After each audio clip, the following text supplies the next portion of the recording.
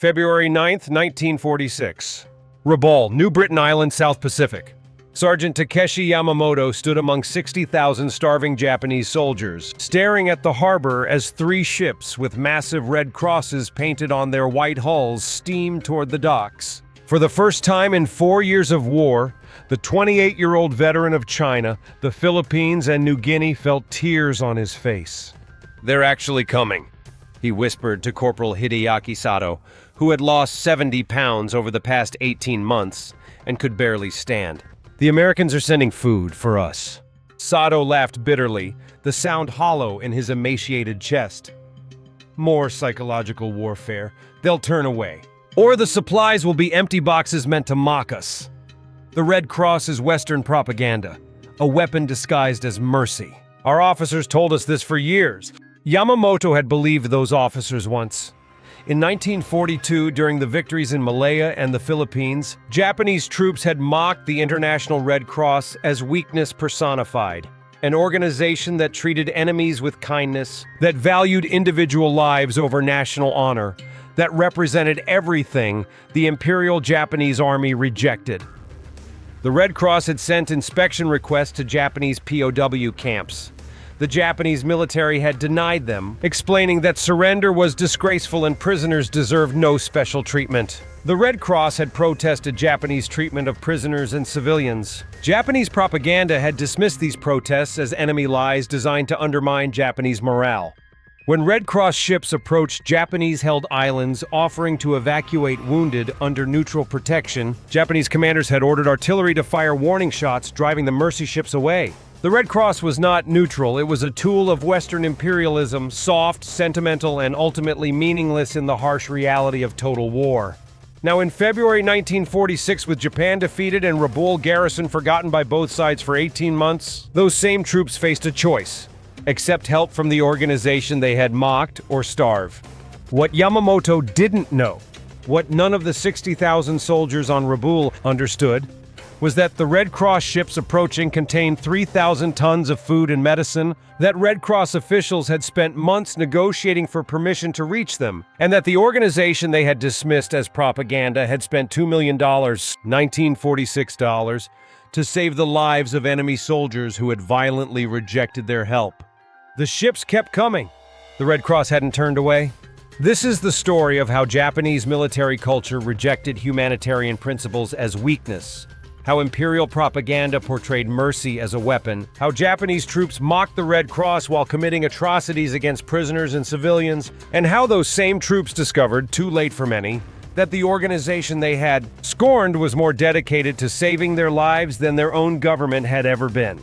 It's a story about the collision between Bushido honor culture and Geneva Convention humanity, about how contempt for mercy transformed into desperate gratitude, and about the Red Cross workers who risked their lives to help enemy soldiers who had been taught to despise everything they represented. The Red Cross on white background wasn't a target or a trap. It was a promise. And unlike the promises of the Imperial Japanese government, this one would be kept. The International Committee of the Red Cross, founded in 1863, represented principles fundamentally incompatible with Imperial Japanese military philosophy. The Geneva Conventions, which Japan had signed but never ratified, established that prisoners of war must be treated humanely. Wounded soldiers, regardless of nationality, deserved medical care. Civilians in war zones required protection from military operations. Neutral organizations could inspect prisoner treatment. Individual human life possessed inherent value regardless of national loyalty. Japanese military culture, rooted in Bushido traditions and shaped by decades of militarization, rejected these principles systematically. Japanese military philosophy, circa 1937 to 1945.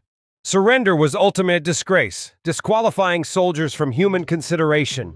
Individual life meant nothing compared to national or imperial glory. Showing mercy to enemies was weakness that encouraged resistance. Total war required total commitment. Humanitarian restrictions were obstacles. Western humanitarianism was cultural imperialism disguised as morality.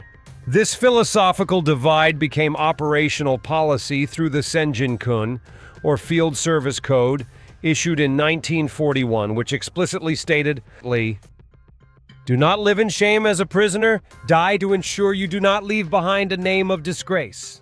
The code said nothing about treating enemy prisoners humanely because Japanese doctrine assumed Japanese soldiers would never surrender, and if they did, they deserved no consideration.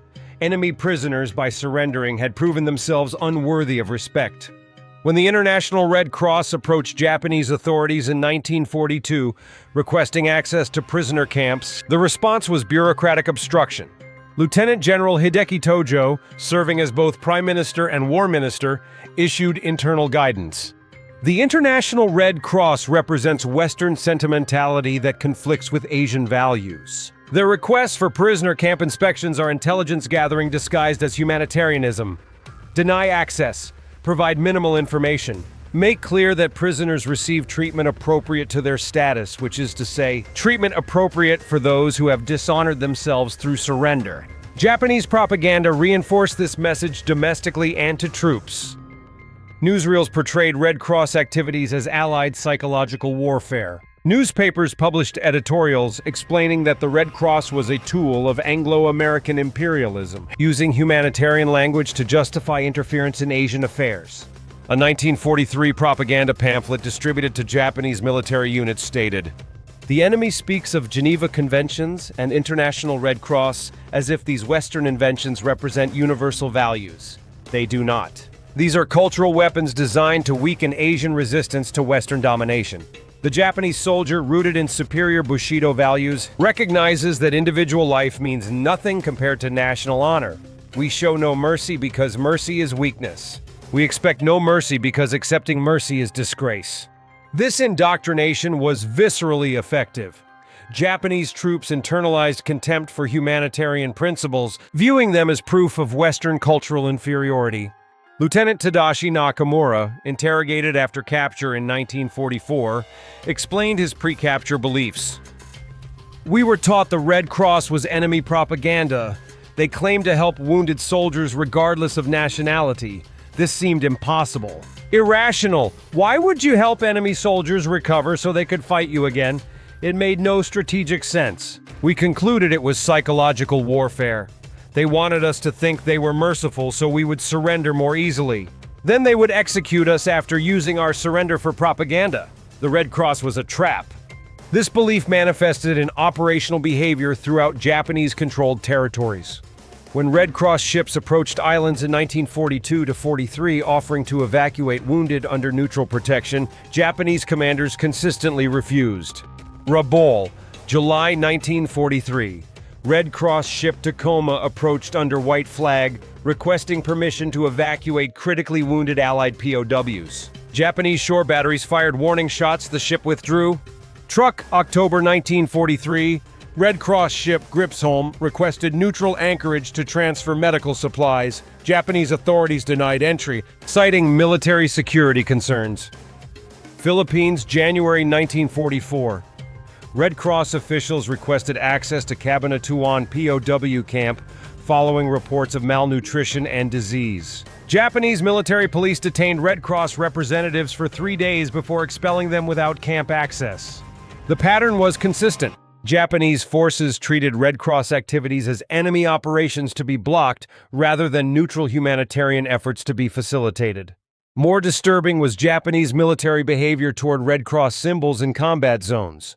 The Geneva Conventions designated Red Cross markings as protected symbols. Attacking clearly marked medical facilities or personnel constituted war crimes. Japanese forces systematically ignored these protections. Malaya, February 1942, Japanese aircraft attacked clearly marked British hospital ships evacuating wounded from Singapore. The Viner Brook was sunk with more than 300 casualties, including nurses who were later massacred after reaching shore. Philippines, April 1942. Hospital ship number 1, prominently marked with red crosses, was attacked by Japanese aircraft. The ship survived, but crew reported Japanese pilots making deliberate strafing runs on visible Red Cross markings. New Guinea, 1942-43, multiple reports of Japanese forces targeting marked medical tents and aid stations. Medics wearing Red Cross armbands were specifically targeted by Japanese snipers, who apparently viewed medical personnel as legitimate targets. These actions were not aberrations but reflected systematic disregard for Red Cross protections. Japanese military training explicitly stated that Western humanitarian symbols carried no special significance and could be ignored or even exploited. A captured Japanese tactical manual from 1943 contained remarkable guidance. Enemy forces display Red Cross symbols on medical facilities and personnel. These markings may be genuine or may disguise command posts and ammunition storage. Attack decisions should be based on tactical value, not enemy symbol display. Red Cross markings indicate enemy presence, not protected status. This guidance essentially nullified Geneva Convention protections, making Red Cross symbols tactically meaningless in combat against Japanese forces. The contempt extended to Japanese treatment of prisoners and civilians. In facilities where Allied prisoners were held, Red Cross packages, when they arrived, were systematically diverted, stolen, or destroyed rather than distributed. The most notorious example was Camp O'Donnell in the Philippines, where thousands of American and Filipino prisoners died in 1942-43. Red Cross packages containing food, medicine, and clothing were stored in Japanese warehouses while prisoners starved. Interrogations of camp guards after the war revealed the rationale. We were told the prisoners had surrendered and deserved no special consideration. The Red Cross packages were enemy propaganda, showing prisoners they would be cared for if they surrendered. We were ordered to confiscate the packages to prevent this propaganda effect. Some guards took items for personal use. Most packages were simply stored and forgotten. By 1943, the International Red Cross had compiled extensive evidence of Japanese violations.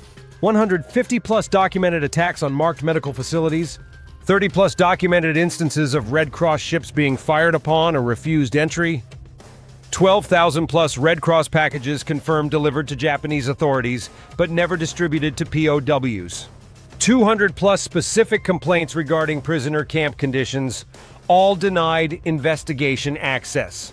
The organization's 1943 annual report contained a devastating assessment.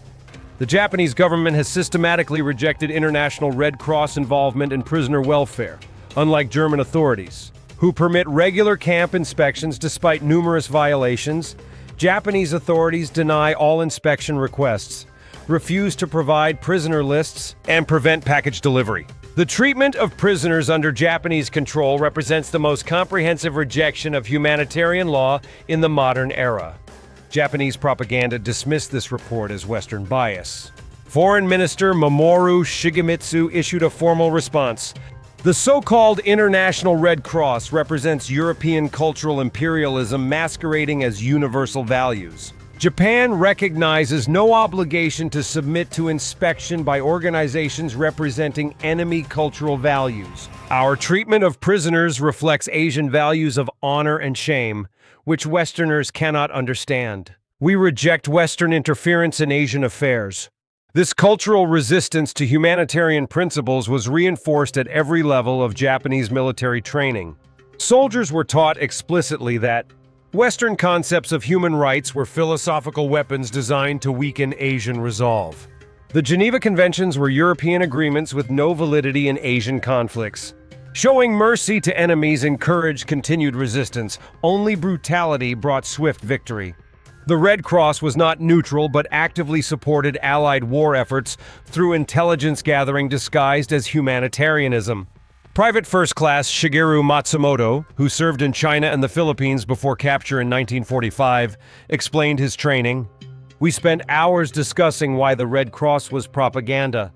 Officers explained that true warriors accepted death over surrender. The fact that the Red Cross treated prisoners as humans deserving care proved it was Western corruption of proper military values. We were told repeatedly, the Red Cross treats surrendered soldiers well to encourage surrender. This is psychological warfare designed to weaken your fighting spirit. Reject their false mercy. By 1944, this indoctrination had created a Japanese military force that viewed humanitarian principles not just as irrelevant but as actively hostile, weapons in a cultural war between Western weakness and Asian strength. The mockery was genuine and widespread. Japanese troops laughed at Red Cross activities, viewing them as proof of Allied moral confusion. How could an organization dedicated to saving enemy lives be anything but strategic stupidity disguised as ethics?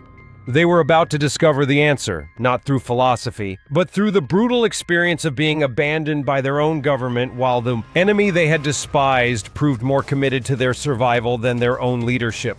August 15th, 1945. Emperor Hirohito's radio broadcast announcing surrender reached Japanese forces across the Pacific. For soldiers who had been taught that surrender meant death and dishonor, the announcement created existential crisis. But for hundreds of thousands of Japanese troops on isolated Pacific islands, a more immediate crisis soon emerged. Their own government forgot they existed. The Japanese military had scattered forces across thousands of miles of Pacific territory.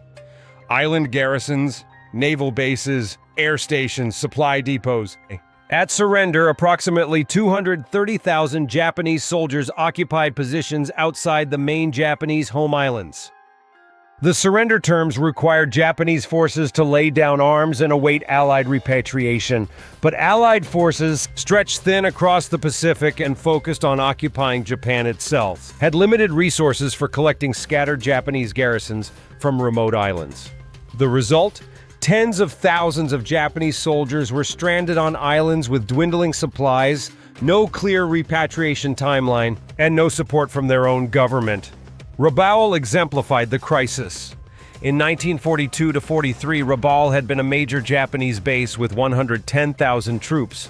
Allied strategy bypassed Rabaul, isolating the garrison through air and naval blockade. By 1945, the force had shrunk to 60,000 through disease, starvation, and limited combat. At surrender, these 60,000 men laid down their weapons and waited for repatriation. Weeks became months. Rations, already inadequate, ran out completely by October 1945. The soldiers began starving. Sergeant Yamamoto, who had mocked Red Cross activities in 1942, kept a diary documenting the deterioration. August 20th, 1945. Surrender is official. We await Allied ships for repatriation. Food supplies low but adequate for 2 weeks. Morale poor but not desperate. September 10th. No Allied ships. Food critically low. Officers have no information about repatriation schedule. Began foraging. Island resources exhausted from 4 years' occupation. October 5th. Starvation conditions, men dying daily. Officers radio Tokyo for supplies. No response. Government appears to have forgotten us. November 18th. Over 600 dead from starvation and disease since surrender. We who survived 4 years of war are dying in peace. Our government has abandoned us. We mocked enemy mercy. Now we would accept any mercy offered. This pattern repeated across the Pacific. On Bougainville, 23,000 Japanese soldiers faced similar abandonment. On Truk, 40,000 awaited repatriation that never came.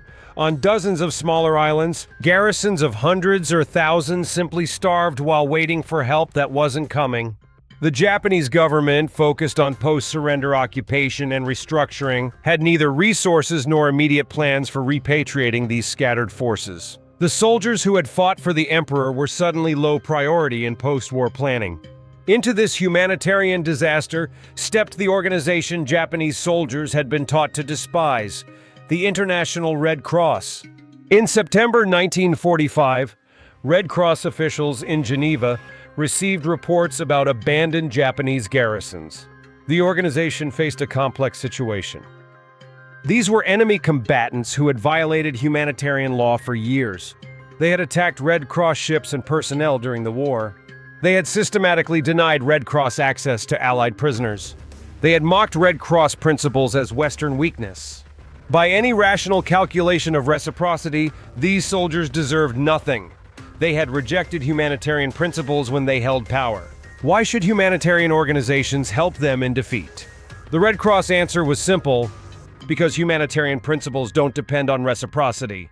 Dr. Marcel Junod, senior Red Cross delegate to Asia, wrote in his mission report, "We received information that tens of thousands of Japanese soldiers are starving on remote islands, abandoned by their own government. These men committed or tolerated terrible crimes against prisoners and civilians. They attacked our ships and personnel. They rejected everything we represent. Nevertheless, they are human beings in extremis. Our principles are not conditional on enemy behavior. We provide humanitarian aid based on need, not on whether recipients deserve help by some moral calculation. If we only helped those who agreed with our principles, we wouldn't need principles at all. The question is not whether Japanese soldiers deserve our help. The question is whether we will uphold our principles when it's difficult, when helping the enemy would be easy to rationalize refusing. The Red Cross began planning relief operations immediately. But accessing Japanese-held islands required navigating complex diplomatic and logistical barriers. Allied military authorities controlled access to these islands and weren't prioritizing Japanese garrison relief. Japanese government needed to request aid formally, something that took weeks of negotiation. Supplies needed to be procured and shipped across thousands of miles. Red Cross ships needed guaranteed safe passage from all parties. While diplomats negotiated, Japanese soldiers continued dying. On Rabaul, the death toll from starvation and disease reached 100 per week by December 1945. On Bougainville, conditions were even worse, estimated 150 deaths weekly. Corporal Sato, Yamamoto's companion, was dying. His diary's final coherent entry, dated January 3, 1946. I weigh perhaps 40 kilos now, cannot walk without support, dysentery and malnutrition. Yamamoto cares for me, but there is no food to give. Officers still have no information about repatriation. Japanese government silent, we are forgotten. I think about the prisoners at Cabanatuan, how we denied them food while we had supplies. I remember laughing when officers explained Red Cross packages were propaganda. I understand now, we were the propaganda. We believed lies about enemy cruelty while committing real cruelty. We mocked enemy mercy while showing none. If Red Cross ships came now, I would weep gratitude. But they will not come. Why would they help those who rejected them? He was wrong. The ships were already being loaded. By January 1946, the Red Cross had negotiated access to multiple Japanese-held islands. 3 ships, the Narvik, the Osaka, and the Shimada, were chartered, loaded with supplies purchased through Red Cross funding, and dispatched to the Pacific. Each ship carried approximately 1,000 tons of supplies, rice and canned food sufficient for 20,000 men for 30 days. Medical supplies including antibiotics, antimalarials, and surgical equipment. Clothing and blankets. Water purification equipment, vitamin supplements to treat malnutrition. Total cost, $2.1 million in 1946 dollars, equivalent to over $30 million today. Money spent to save enemy soldiers who had violently rejected humanitarian principles throughout the war. On February 9, 1946, the first Red Cross ship appeared off Rabaul Harbor. The Narvik entered Rabaul Harbor at 0830 hours on February 9, 1946. Its white hull, with massive red crosses, was visible from miles away. The same symbol Japanese forces had targeted with artillery and mockery throughout the war. On shore, thousands of starving Japanese soldiers watched the ship approach. Most were too weak to stand. The previous night, 23 men had died from starvation. The garrison that had once numbered 110,000 was down to approximately 52,000 survivors, losses from combat, disease, and starvation. Sergeant Yamamoto supported Corporal Sato, now weighing barely 90 pounds, as they watched from the docks. "It's real," Yamamoto whispered. "The Red Cross actually came." The ship anchored and launches began ferrying supplies to shore. Red Cross officials, Swiss and Swedish nationals maintaining neutrality, came ashore to assess conditions and coordinate distribution. Dr. Friedrich Weber, a Swiss physician heading the relief mission, later described what he found. "The conditions exceeded our worst projections. Men who had weighed 150 pounds now weighed 80 to 90 pounds. Malnutrition, dysentery, malaria, beriberi, scurvy, diseases we had conquered decades ago, were ravaging these soldiers because they had been abandoned without adequate supplies." The most shocking element was the psychological state. These were men who had been taught that surrender meant death, that their government valued them only as warriors. Surrender had not brought death. It had brought abandonment worse than death. Their own government had forgotten them while they starved. Now the enemy they had been taught to despise was saving their lives. The Japanese commanding officer at Rabaul Lieutenant General Hitoshi Imamura, met with Red Cross officials. The exchange, recorded by Red Cross observers, was remarkable. Dr. Weber, we have brought food, medicine, and supplies. We will distribute based on medical need. Those most critical receive priority. We require your cooperation in identifying those requiring immediate intervention. General Imamura, why? We attacked your ships. We denied you access to prisoners. We mocked your principles. Why do you help us? Dr. Weber, because you need help. Our principles are not conditional on your past behavior. We help based on humanitarian need, not on whether you deserve help. General Imamura wept. The general who had commanded over 100,000 troops, who had overseen military operations across the South Pacific, broke down when confronted with unconditional mercy from the enemy he had been taught to despise. Our government abandoned us, Imamura said. We who fought for the emperor, who sacrificed everything for Japan, were forgotten. The enemy we despised remembered us. This truth is more crushing than defeat. Distribution began immediately. Red Cross medical teams triaged the garrison, identifying approximately 8,000 men requiring immediate medical intervention. These men were given priority for food, medicine, and treatment. The efficiency shocked Japanese observers. Red Cross workers, some of whom had been prisoners of Japanese forces, treated Japanese soldiers with the same professional care they would provide anyone else. No recriminations, no mockery, no reminders of Japanese atrocities. Just methodical humanitarian relief. Corporal Sato was among those triaged as critical. Red Cross medical personnel provided him with nutritional supplements, antibiotics for his infections, and IV fluids for severe dehydration. Within 72 hours, he had stabilized enough to take solid food. His first meal after medical intervention was rice porridge with canned fish. Simple food that tasted better than anything he'd eaten in months. As he ate, he wept, and Sergeant Yamamoto recorded his words in his diary. Sato said, I mocked them. I laughed when officers said Red Cross was propaganda. I believed prisoners deserved no mercy because they had surrendered dishonorably. I stood guard while prisoners starved and Red Cross packages sat in our warehouses. Now they saved my life without hesitation. Who were the barbarians? We thought we were warriors upholding honor. We were monsters upholding cruelty and calling it virtue. The psychological reckoning repeated throughout Rabaul. Thousands of Japanese soldiers confronted the reality that the organization they had mocked as weakness demonstrated more strength than their own government, that the enemy they had brutalized showed more humanity than their own leaders, that the principles they had rejected as propaganda proved more genuine than the propaganda they had believed. The Red Cross operations extended beyond Rabaul. In March 1946, relief ships reached Bougainville, where conditions were even worse than Rabaul. Of 23,000 Japanese soldiers on the island at surrender, approximately 18,000 remained alive. 5,000 had died from starvation and disease during the 6 months of abandonment. Lieutenant Nakamura, the officer who had previously explained Japanese contempt for Red Cross principles, was on Bougainville. His post-relief interrogation by Allied intelligence provides stark testimony. Question: how did Japanese forces respond to Red Cross relief operations? Answer: with shame. Overwhelming shame. We had been taught Red Cross was Western propaganda designed to weaken us. When they arrived with food and medicine while our own government had forgotten us, we understood we had believed lies. Question: did your opinion of humanitarian principles change? Answer: completely. We thought mercy was weakness.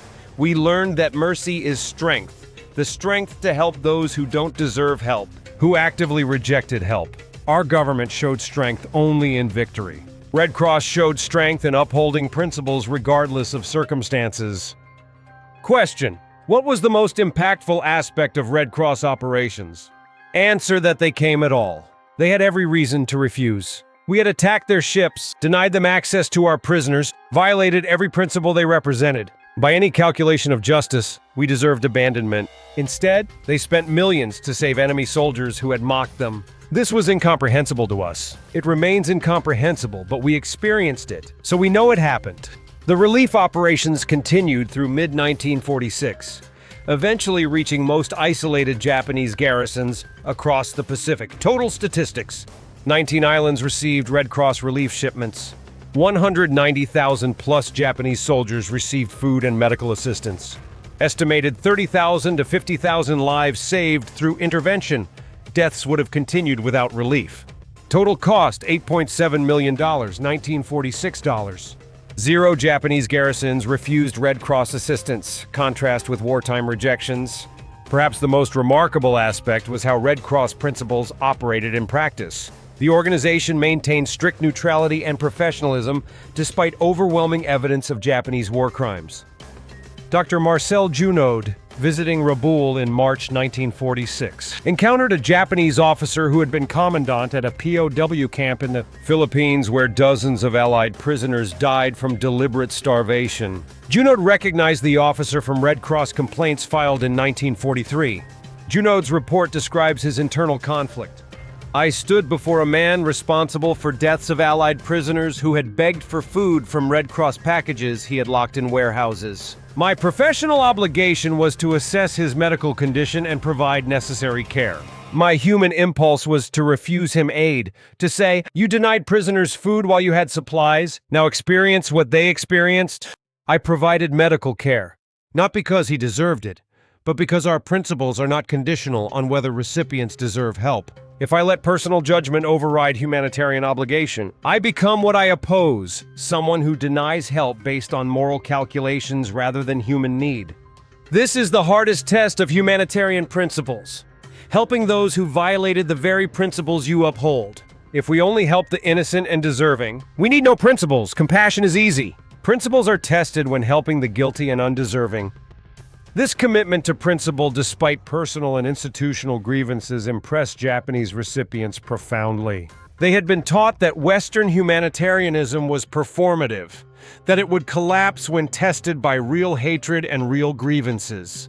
Instead, they encountered humanitarian workers who maintained professional standards despite having been attacked by Japanese forces, despite having their missions obstructed for years, despite knowing the full extent of Japanese atrocities. The psychological impact created lasting transformations. Thousands of Japanese soldiers who had rejected humanitarian principles as weakness embraced them after experiencing their application. Private Matsumoto, who had been taught to mock Red Cross activities, wrote after his repatriation to Japan, "I spent 3 years believing Red Cross was propaganda. I spent 3 weeks being saved by Red Cross supplies. I will spend the rest of my life understanding that everything I was taught about strength and weakness was backwards. Mercy is not weakness, it is the hardest strength. Cruelty is not strength, it is the easiest weakness. We who prided ourselves on Bushido honor were dishonorable. They who we mocked as weak were strong enough to save those who had tried to destroy them." The final statistics of Red Cross operations assisting Japanese forces after World War II tell a remarkable story. Relief Operations Summary. Islands reached 19 major Japanese garrisons. Japanese soldiers assisted 190,000 plus. Estimated lives saved 30,000 to 50,000. Total cost $8.7 million, 1946 dollars per $120 million today. Duration September 1945 to August 1946. Red Cross personnel involved 200 plus doctors, nurses, logistics specialists. Supply ships dispatched, 27 voyages. Tons of supplies delivered, 21,000 plus tons. Japanese military Red Cross violations during war. Red Cross inspection requests denied, 400 plus. Red Cross ships fired upon or refused entry, 30 plus. Red Cross packages diverted or destroyed, 50,000 plus estimated. Attacks on marked medical facilities, 150 plus documented. Medical personnel deliberately targeted, 200 plus incidents. The contrast between Japanese rejection of humanitarian principles during the war and Red Cross adherence to those principles after the war demonstrates the fundamental difference between conditional and unconditional humanitarian commitment. In 1991, at a conference commemorating the 50th anniversary of the Pacific War's beginning, survivors from both sides gathered to discuss humanitarian issues. The exchange between former Japanese soldiers and Red Cross workers provided historical closure. Takeshi Yamamoto, by then 73 years old, addressed Red Cross delegates. "I mocked you. I believed everything my officers said, that you were propaganda, that mercy was weakness. that humanitarian principles were cultural imperialism disguised as ethics. I believe this absolutely. Then, you saved my life. You came to Rabaul after my government abandoned me. You brought food when I was starving, medicine when I was dying, hope when I had none. You did this despite everything my military had done to reject you, to attack you, to mock everything you represented. I have spent 45 years trying to understand why you helped us. I studied humanitarian law, read philosophy, examined ethics. I finally understand you helped because we needed help. It was that simple and that profound. You were not weak. You were so strong you could help those who had tried to destroy you. You were not naive. You understood exactly what we had done and chose mercy anyway. You were not propagandists. You were people who believed principles mattered more than personal grievances or national loyalties. I cannot apologize adequately for mocking you. I cannot repay you for saving my life. All I can do is testify that humanitarian principles I dismissed as propaganda proved more genuine than the propaganda I believed. Your principles survived contact with their opposite, our rejection, and proved stronger. This is how I know they were true principles, not just words. Here are two Dr. Heinrich Müller, Swiss Red Cross delegate who had participated in the Rabaul relief operation, responded, "We came to help because that is what we do. Not because you deserved help, but because you needed help and we had capacity to provide it. Our principles would be meaningless if we only applied them to those who agreed with them." The hardest test of humanitarian principles is helping those who have violated humanitarian law. If we had refused to help Japanese soldiers because of Japanese military violations, we would have abandoned our principles exactly when upholding them mattered most. You learn through experience what arguments could never teach. That humanitarian principles are genuine commitments, not tactical deceptions. This learning came at terrible cost. Years of suffering for Allied prisoners, abandonment after your surrender, traumatic recognition that everything you had believed was false. I wish the learning had come differently, but I'm glad the learning happened. Your testimony that humanitarian principles proved genuine when tested is more valuable than any philosophical argument we could make. The International Committee of the Red Cross later commissioned a comprehensive study of its World War II Pacific operations. The study's conclusion provided institutional reflection. The relief operations assisting Japanese forces after World War II represented one of the most challenging tests of humanitarian principles in ICRC history. Japanese military forces had systematically rejected humanitarian law, attacked Red Cross personnel and facilities, and committed extensive violations against prisoners and civilians. Under these circumstances, organizational and individual pressure to refuse assistance was substantial. Why help those who had so thoroughly rejected help? Why expend resources on enemy forces that had violated every principle we upheld? The answer lay in understanding that humanitarian principles are not conditional. They apply based on need, not on whether potential recipients have upheld the same principles or treated others well. If our principles only extended to those who deserved help by some moral calculation, they would be preferences, not principles. The Japanese forces we assisted learned through traumatic experience that humanitarian principles were genuine. They could not be convinced by argument. Their indoctrination was too complete. They were convinced by experiencing mercy they did not deserve from those they had harmed. This is ultimately how humanitarian principles survive rejection. Not through persuasion, but through persistent application. By helping Japanese forces despite their violations, we demonstrated that humanitarian law was not propaganda, but genuine commitment. The soldiers who mocked the Red Cross became witnesses to humanitarian truth, not through conversion, but through experiencing principles applied even when rejected. The cost was substantial: financial, logistical, and emotional. The benefit was demonstrating that humanitarian principles can survive contact with their opposite and emerge validated.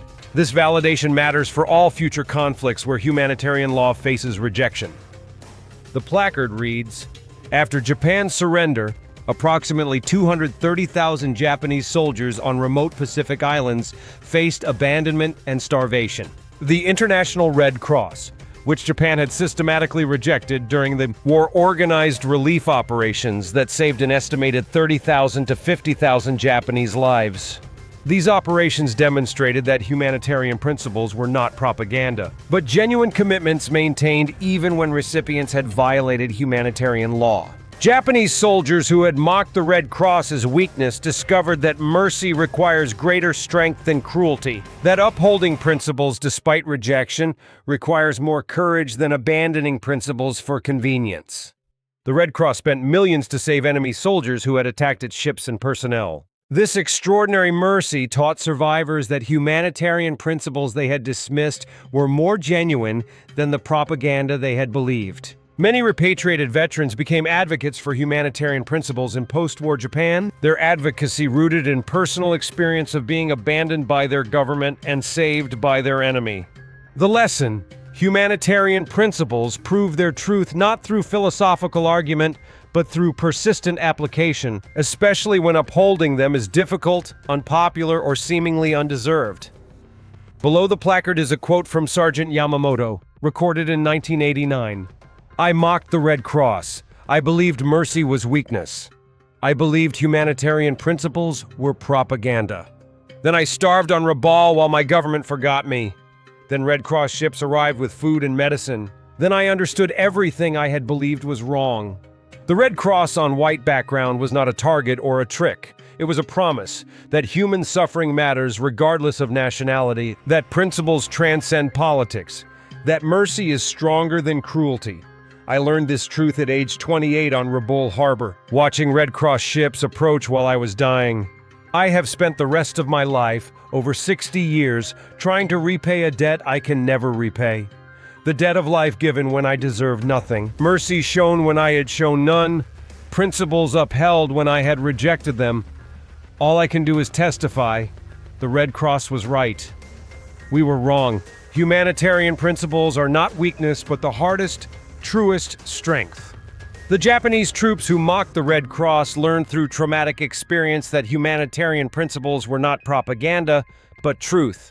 The Red Cross on white background was not a trick, but a promise kept even when those it protected had tried to destroy those who made it. Sometimes the greatest victories are not won through weapons, but through principles maintained when maintaining them is hardest. The Red Cross won no battles in the Pacific, but it won something more important. It proved that humanitarian principles could survive rejection, could extend mercy to those who had shown none, and could save the lives of enemy soldiers who had mocked mercy as weakness. The ships came, the Red Cross kept its promise, and the Japanese troops who had mocked it learned, too late for some, but not too late for all, that mercy was not propaganda but the truest strength they had failed to understand.